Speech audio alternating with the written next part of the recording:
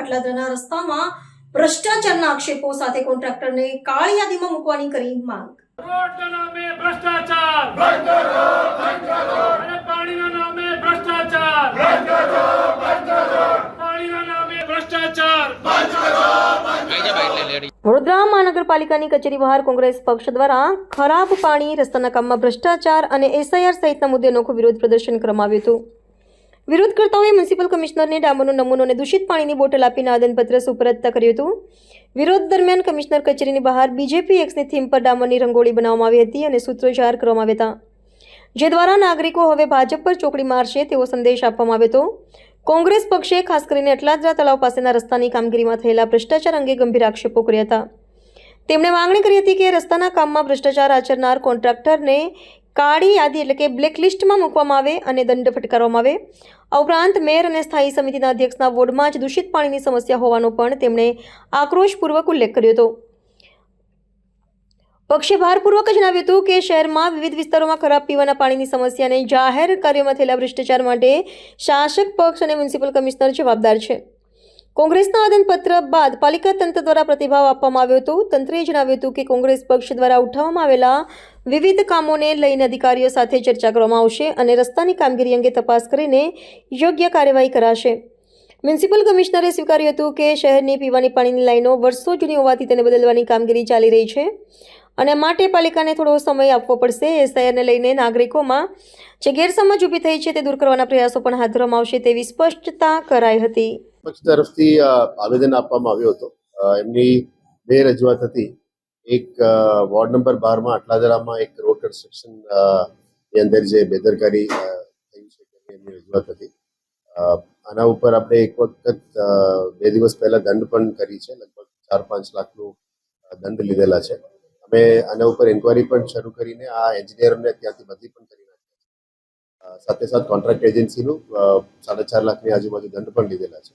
પણ મૂળ એ છે કે જે ઓરિજિનલ વિડ્થ ઓફ રોડ હતી આની બાંધકામ અને કન્સ્ટ્રક્શન સિવાય કોઈને કહેવાથી સાઈડમાં એક્સ્ટ્રા રોડ બનાવીને માટી ઉપર બનાવી નાખ્યા હતા, જે ના કરવું જોઈએ, જેના કારણ આવો રોષ બહાર આવ્યો અને આ ટાર નીકળી ગયો હતો। એના ઉપર પણ કાર્યવાહી કરી છે। આવા જ કામ કરનાર એન્જિનિયર્સ ઉપર આવનારા દિવસોમાં કડક કાર્યવાહી પણ કરીશું। આવા કામ કરનાર કોન્ટ્રાક્ટર્સ ઉપર પણ આવનારા દિવસોમાં કડક કાર્યવાહી કરવામાં આવશે। સેકન્ડ ઇસ્યુ મુદ્દો હતો કે ગંદુ પાણીનો વિષય હતો। સિટીની અંદર અત્યારે આપ જાણો છો કે વર્ષોથી જે ચાલી રહ્યા જે ડિસ્ટ્રીબ્યુશન સિસ્ટમ છે આમાં ખામીઓ તો છે જ। લગભગ 40-50 વર્ષથી જૂના નેટવર્ક છે। આ એક્ઝિસ્ટિંગ નેટવર્કમાં ઘણા બધા લોકો ગેરકાયદેસર પણ લાઇન્સ લીધેલા છે। અમુક લોકો વધારે પ્રેશર લેવા માટે એમની ઘરમાં મોટરો પણ મૂકીને પાણી ખેંચતા હોય છે। અમુક જગ્યામાં જે ગટરનું લાઈન જાય છે એની નજીકમાં પાણીનું પાઇપલાઇન, જૂના પાઇપલાઇન સાથે પણ કદાચ પાણી મિક્સ થઈ ગયું છે એવું પણ રજૂઆત મળેલી છે। એને અભ્યાસ કરતા અત્યારે આખું ડિસ્ટ્રીબ્યુશન નેટવર્કને બદલવાનું પણ આપણે ડાયાગ્રામના ફેઝ વાઇઝ પ્લાન ચાલી રહ્યા છે। રાજ્ય સરકારની મદદ પણ માંગી છે ગ્રાન્ટ માટે અને સ્વર્ણિમ અને અમૃત ગ્રાન્ટ્સમાં પણ ડિસ્ટ્રીબ્યુશન નેટવર્ક બદલવાની પ્રક્રિયા હાથ ધરવામાં આવી છે। પણ આ એક દિવસનું કામ નથી, અલગ અલગ ફેઝસમાં કરે તો પણ 1-1.5 વર્ષનું કામ છે, કદાચ 2 વર્ષ પણ થઈ શકે, કારણ કે મોટું કામ છે। આખા સિટીની અંદર લાઇન્સને ખોદીને કરવાનું કામગીરી છે।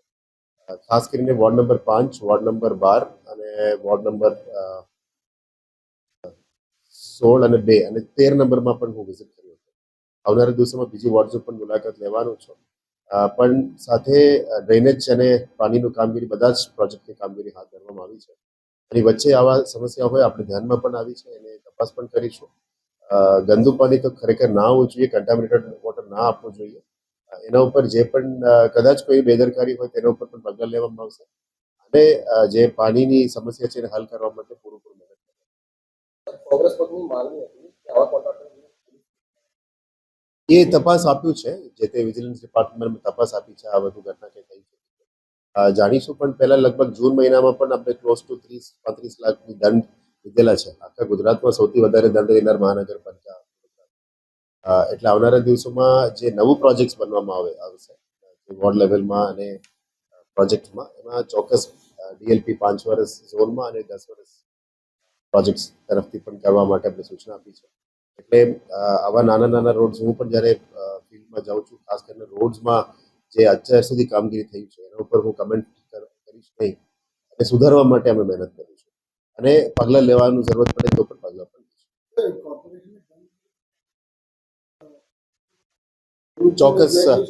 ચોક્કસ કરવું જોઈએ. આવા કોન્ટ્રાક્ટર એજન્સી અમે યાદી પણ બનાવી રહ્યા છે. કાયમી ધોરણે એવું કંઈક ઘટના બનતું હોય અને એની ક્વોલિટીમાં કે બેદરકારી હોય એને ચોક્કસ બ્લેકલિસ્ટ કરીશું.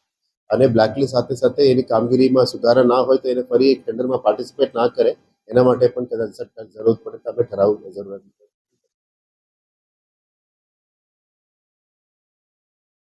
એસઆઈઆર ને લઈને ગેરસમજ છે કદાચ.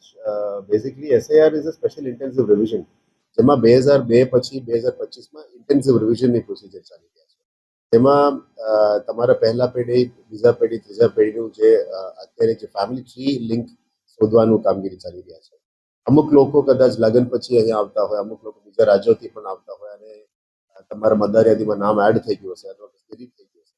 એમાં કદાચ બે જગ્યામાં નામ ના થવું જોઈએ, જે રીતનું અત્યારે બિહારમાં પણ એસઆઈઆરની કામગીરી થઈ હતી, કેરલામાં થઈ છે, કન્ટિન્યુઅસ અત્યારે ઇલેક્શન આવા જ પ્રક્રિયા અત્યારે હાથ ધરવામાં આવી રહ્યા છે. આમાં તો જે ગેરસમજ હોય કે ડોક્યુમેન્ટ માંગવામાં આવે છે એવું બધું કોઈ ઇસ્યુ નથી.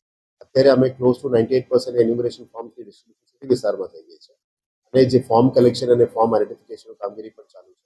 એક BLO નો ક્લોઝ ટુ 1400ની આજુબાજુ સંખ્યા છે. પણ જે form enumeration, checking, family tree mapping અને સુનાવણીની પ્રોસિજર્સ અલગ પ્રોસિજર છે. પણ કદાચ એ ASD લિસ્ટને સાથે લઈને એમની જે કન્ફ્યુઝન્સ છે એ કન્ફ્યુઝન્સ દૂર કરવામાં આવશે અને કદાચ કોઈ BLO તરફથી પણ એમને કંઈ મિસબ્રીફિંગ થયું હોય અથવા ગેરસમજ હોય એને દૂર કરવા માટે અમે મહેનત પણ કરીશું. ઘણા બધા વિડીયોઝ પણ તૈયાર કર્યા છે આપણે મીડિયાના મિત્રોના મારફતે. એ વિડીયોઝને પણ અમે બહાર મૂકીશું. છતાં પણ કોઈ એવું કંઈ રજૂઆતો હોય કોંગ્રેસ પાર્ટીની એ પણ આપણા જે ઓરિજિનલ પબ્લિશ લિસ્ટ છે અને એસઆઈઆર લિસ્ટ છે એના સાથે કમ્પેર કરીને એની જે ગેરસમજ હોય અથવા કંઈ ખામી હોય એને દૂર કરવા માટે ચોક્કસ મહેનત